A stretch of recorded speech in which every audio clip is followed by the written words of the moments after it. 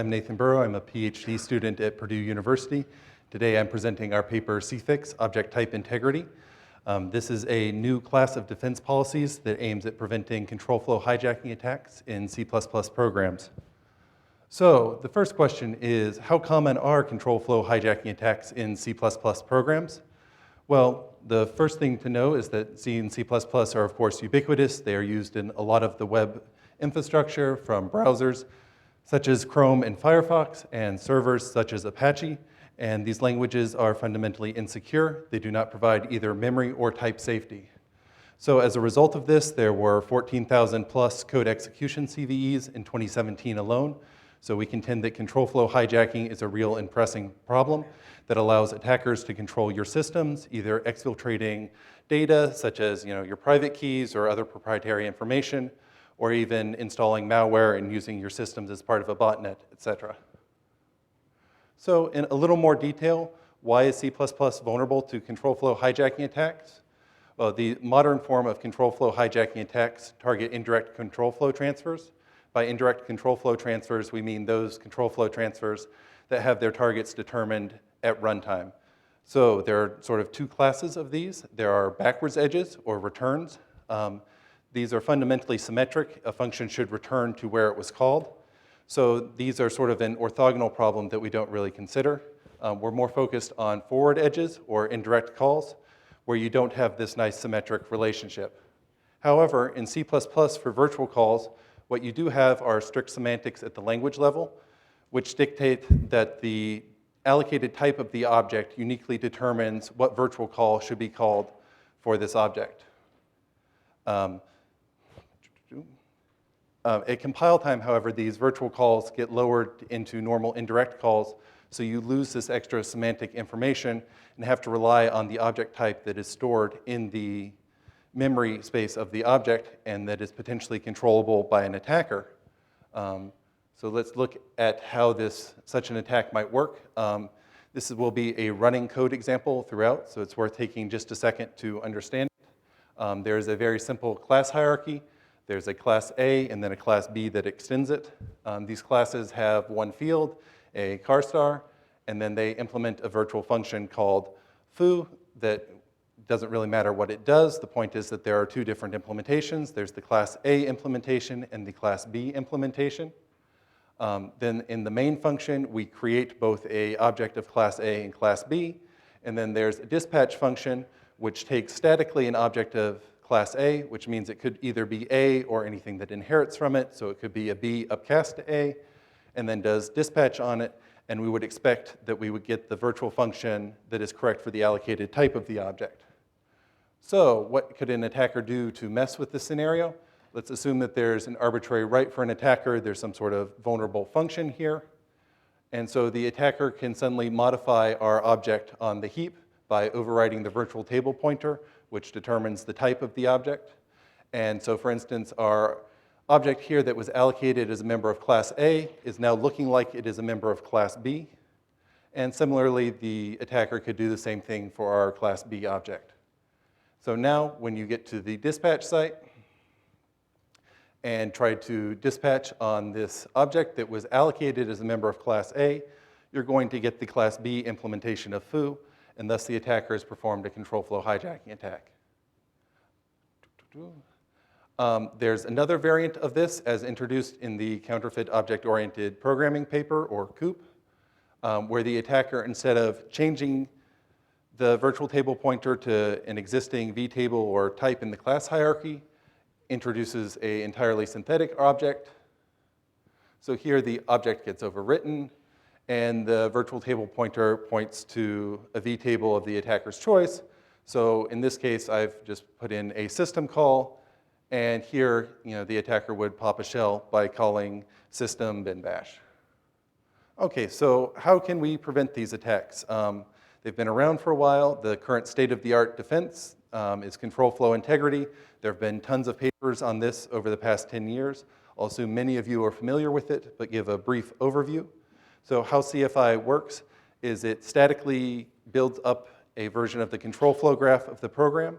So for each indirect call site, it's computing a set of targets that might be reached from that call site.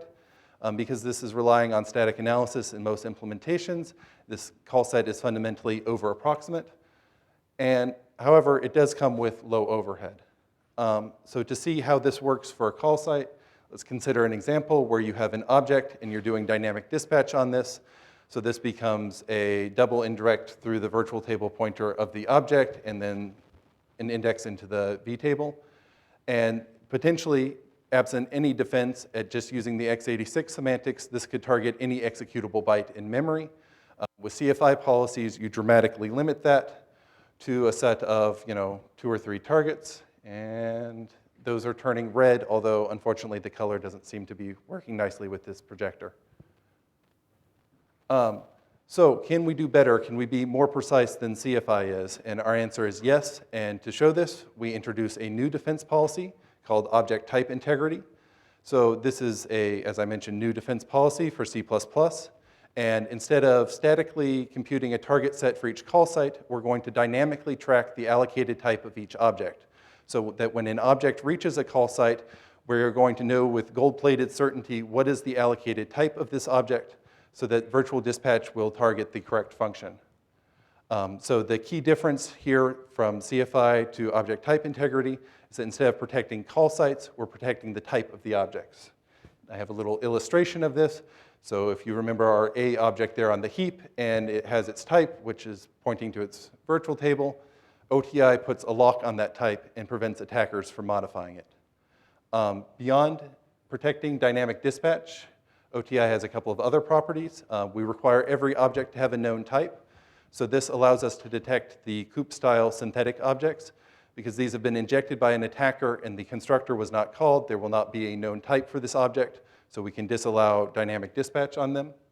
And furthermore, object type integrity is extensible. We could protect dynamic cast. We could look at other type safety properties, perhaps protecting static casts as well. And because we're tracking information on every object as it's allocated, we could also look at adding use after free protection. So we believe this is an exciting new space and look forward to further papers in this area. So using our graphic that we use for CFI, for OTI, if the colors were working, you would see that only the top arrow is black and that all other targets have been disallowed. And so we are fully precise. We're only allowing one target for each object at a dynamic call site. Okay, so to prove to you that this actually works, we of course have a prototype implementation. We refer to this as CFIXX. And what it does is it enforces the object type integrity policy. It's a compile time transformation, so we're taking the C++ language semantics and actually enforcing them in machine code at the x86 level. Our current prototype focuses on dynamic dispatch, and we have sort of 2 policies that we can look at. There's a prevention policy, where you use only the protected type to do dispatch on the object, so you're always going to target the correct virtual function. You could also look at doing a detection policy, where we leave the type stored in the object so we can compare that type to our protected type, and if they don't match, then we can detect an attack. For the purposes of this talk, we're going to focus on the prevention policy. So how is CFIXX designed? As I mentioned, it's a compile time transformation, so we've built it on top of LLVM 3.9.1, and its instrumentation is in sort of 2 parts. The first part is we have to find the correct type for each object. So we instrument constructors, which is where the C++ semantics dictate that an object has its type assigned. And then we have to change dynamic dispatch to actually use our protected type instead of the one that's insecurely there in the object. In addition to this, because we are a dynamic defense, we aren't statically computing things, we require a runtime library. In particular, we have a metadata table where we store the correct type for each object. This is indexed by the address of the object and protected by hardware to prevent attackers from modifying our metadata table. So let's see how dynamic dispatch works under CFIXX, returning to our running example, although you'll note the addition of the metadata table there on the right side. So now when an object is allocated, in addition to having the Vtable pointer in the object, you also get a metadata table entry with the correct type, which is just storing the Vtable pointer. And similarly for B. So now when you do your dynamic dispatch, instead of looking up the type in the object, you look up the type in our metadata table and use it to find the correct virtual function for the allocated type of the object. So if we had an attack scenario where there was an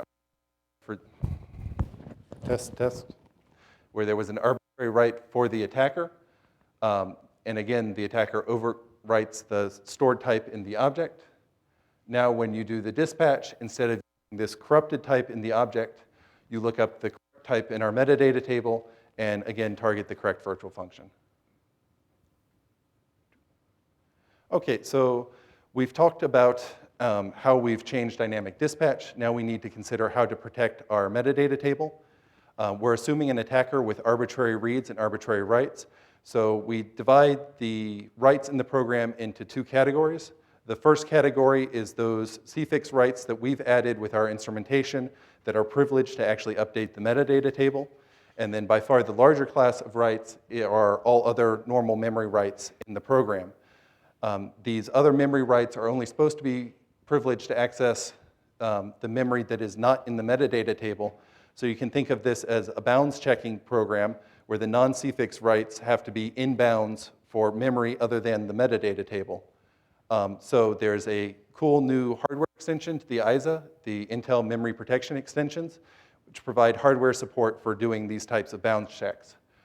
However, the MPX wants a contiguous range of memory to check. It doesn't like having a gap in the middle.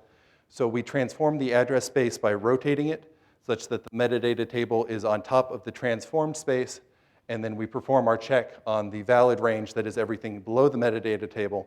So in practice, bounds checking these non-CFIXX writes becomes one bound check upper instruction, and it's very efficient. So we have, of course, evaluated our object type integrity policy and our CFIXX implementation. We've done this on two axes, security and performance. For security, we've written a set of micro benchmarks that we feel encapsulates all the vulnerabilities that we're trying to prevent. We also discuss how OTI can be combined with CFI to provide enhanced protection. We also evaluated the performance. We were able to recompile Chromium and run the JavaScript benchmarks and observe 2% overhead. So we feel this is very promising in a deployable defense. And we've also, of course, evaluated on the SPEC CPU2006 benchmarks, as every compiler paper is obliged to. So for security, it's worth considering how the existing defenses that we're going to compare ourselves against work. For the open source ones, there's LLVM CFI. This is an analysis-based ControlFlow Integrity mechanism. It's hard to know exactly what policy the LLVM implementation of CFI is doing in a given version. The paper is horribly out of date. The implementation has changed drastically since then, and it does change from version to version. So really the only way to know what it's doing is to write some example programs and see what it does and does not allow. Vtrust is a little bit better defined. It's not mutated since the paper. It's again a static analysis-based CFI, but its key contribution was to leverage the C++ hierarchy and restrict the size of the target sets for virtual calls more than some vanilla CFI policies can do. There's also the code pointer separation policy, which is a subset of the code pointer integrity policy. What this does is it moves code pointers to a protected region and prevents attackers from directly modifying them, although at the CPS level of protection, you can still have pointers to code pointers that are not protected, so they could still be modified. However, the full CPI that deals with that problem is too heavyweight to really be comparable. So to sort of illustrate what these do, we have our running code example with the addition of a class Z, where I've added in another foo function that looks the same as the others. So the question is, the various CFI policies, which targets do they actually allow? So LLVM CFI allows the first two that are in the hierarchy, as you would expect. Vtrust does the same thing. And CPS is only going to allow the correct target if you assume that no code pointers have been overwritten in this case. So we come to our actual micro benchmarks to look at how these defenses compare against each other. The first class of attacks that we consider is injecting a fake Vtable without regard to having the correct signatures for the functions in the Vtable. So all existing defenses are able to deal with this. The next type of attack that we tried are fake vtables, where you actually respect the function prototype signatures. And again, all existing defenses are able to deal with this. Similarly, for virtual table exchange, where if you're going to exchange the type of the object to be an arbitrary type without reference to the class hierarchy, then the existing defenses deal with this. However, when you come to exchanging the vtable to something that is within the class hierarchy, like the first class hierarchy example I showed you at the beginning of the talk, LLVM CFI and vtrust are not able to deal with this. They don't have precise enough information. However, CPS can. Where CFIXX and our new object type integrity policy really differentiates itself from all of them is on COOP and synthetic objects. Because we require objects to have a known type, we are able to deal with this. Existing policies are not, if you assume that the COOP attack is respecting the class hierarchy and how it's redirecting control flow. Okay, so it's time to talk in a little bit more detail about how object type integrity and CFI can be combined and why you might like to do that. So as I've mentioned throughout, OTI is protecting objects and CFI is protecting call sites, and CFI is over approximate, whereas OTI has the one precise target. However, OTI does not provide any data flow protection. So if you have an attacker that can change the data flow of a program and have a non-intended object reach a call site, while we can guarantee that that object will call the correct virtual function, we can't guarantee that the correct object is being used at a given call site. So you can mitigate this by adding in CFI, which at least would restrict it to a set of objects that could be used at a given call site. So it's nice that these two policies are sort of complementary to each other because they're doing different things. It was super nice for me when we did the evaluation to see how they would combine. It just worked out of the box. I added the CFI flags and nothing broke, and it was a minor miracle. So the SPEC CPU performance, we have, as usual, the benchmarks along the x-axis, the normalized percentage overhead on the y-axis. The lighter colored bars are the overhead of CFIXX without using MPX, so there's no metadata protection there. It's just looking at how much overhead are we adding by actually recording the types and then using them in dynamic dispatch. And then the dark red bars are the overhead from actually using MPX to protect the metadata table. So the geo mean is the last data point there, and we have about 2% for just maintaining the metadata, and then 5% once you add in the MPX protections. So in conclusion, OTI is a new class of defense policy. I've talked about our CFIXX prototype implementation that uses object type integrity to protect virtual call sites. However, this implementation could be extended in future work to also cover dynamic type safety and possibly use after free protections. We have low overhead. We were able to recompile Chromium. We only had 2%, so we feel strongly that this policy should be used in deployment and that it's obviously technically feasible. We can combine, as we discussed a minute ago, with CFI to mitigate data flow attacks. So it's nice that this policy layers on top of existing defenses to provide additional security. Our implementation is open source on our HexHive group GitHub. The URL is there if you're interested. And with that, I'll conclude my talk and take any questions.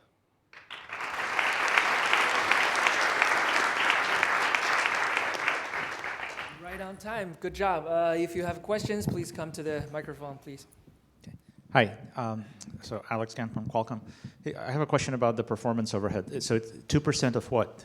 Is it code size or it's runtime, 2% runtime overhead. There is some code size because we're adding in additional instructions. The big problem right now is memory overhead.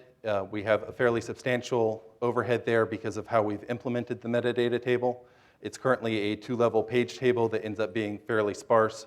So we're looking at ways to improve that situation. Yes. So I guess that's how you, because the runtime overhead seems surprisingly low, and that's probably why. Because like if on every function call you have to index essentially a table based on the pointer.